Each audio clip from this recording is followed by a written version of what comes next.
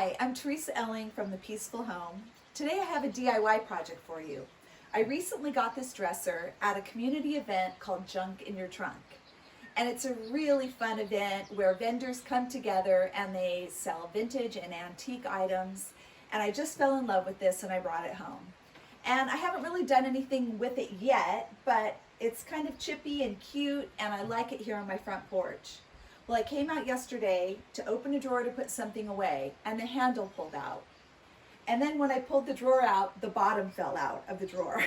So if that's ever happened to you, I'm going to show you what you can do to fix it. So here we have the dresser in at least two pieces. This is the drawer front. And what I noticed, I fixed this one yesterday. This one is still loose. So the handle is very loose and wiggly. And when you look on the inside, you can see that this side is loose. This side, the screw has actually gone in past the wood down into the hole. And eventually, if that continues to happen and you're able to tighten your screw, it's going to eat through the wood completely and possibly come out the other side. So there's a way to fix it where it will work long term. And it's a really simple solution. All you need for this are washers. Basic metal washers that you can get at the hardware store. They're under $1. You need a size that your screw will fit through. So you need to unscrew the screws out of the handles.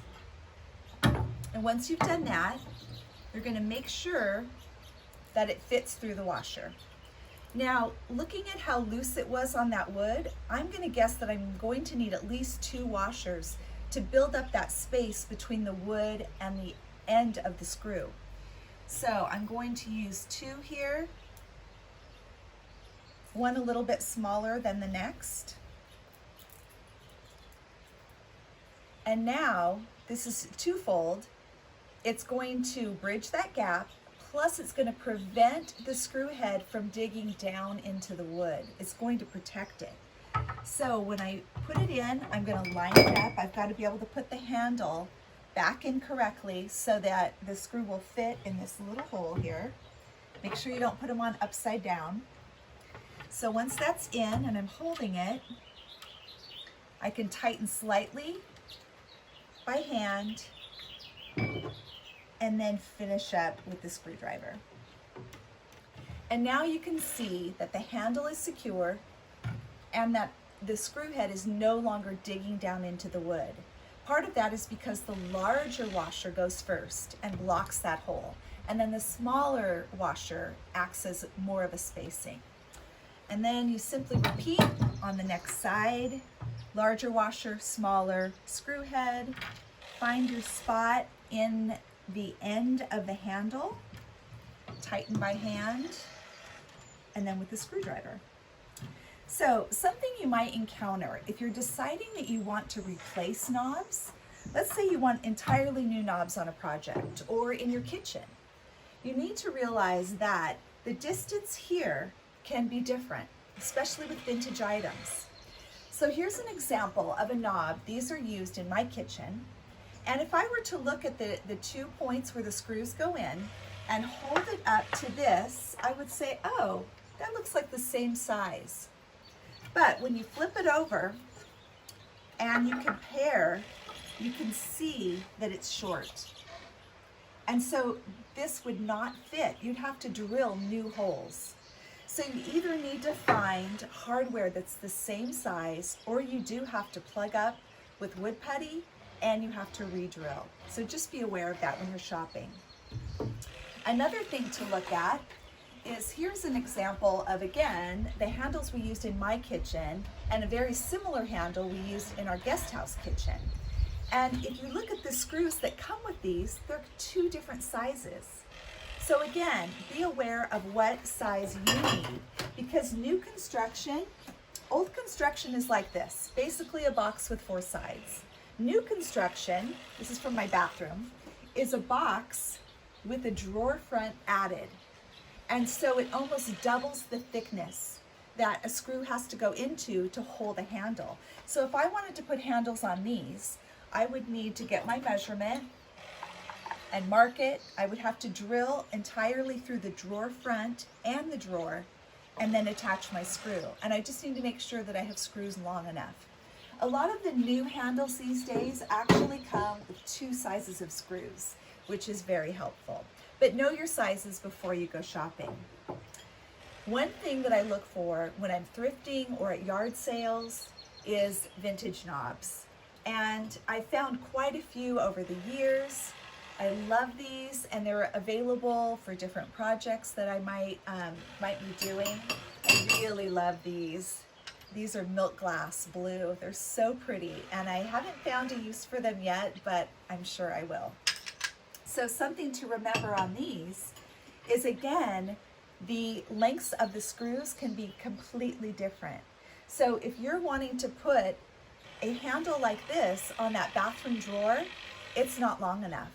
And so you've got to get new screws for that. Okay, the next thing I'm going to show you is actually putting this dresser back together. Because like I told you, it fell apart when I opened it up. I'm going to show you, this is what is called a dovetail joint. And the dovetails are kind of a classic joint in carpentry, and they're very sturdy. If you see something with dovetails, it's very well made. Pretty much these days, the wood is just staple gunned together, just on top of each other, not with any type of joint. And so it's not as secure, but it's cheaper and easier to make. So especially if you're looking at vintage furniture, pull out the drawers and look and see if there's a good type of joint, because that will show you the quality of the piece. So for this, I need to reattach the top here, and I'm going to add a little bit of glue because that's traditionally done to really hold it together. But what happened was this pulled apart and the drawer front fell off. And it's really easy also for the bottom to slide out. It should be in grooves. That's something to look for too in furniture, that it's actually sitting in a groove rather than just being stapled to the bottom, because that's not going to be as secure. So what I'm going to do is take some glue. I usually do use wood glue, but this isn't much different, to tell you the truth. It's just a little bit thinner, but it will absolutely do the trick on wood.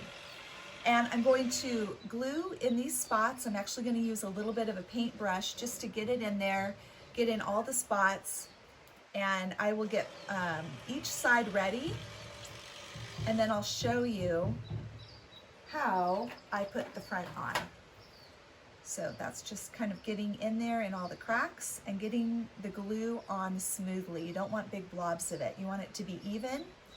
And I'm also going to put it on the adjoining side in here. Okay, so I've got all of my glue spread out, and I'm going to line up the drawer bottom with this groove and the dovetail joints, put those together. So they have to interlock a bit, so I have to be able to slide them in at the end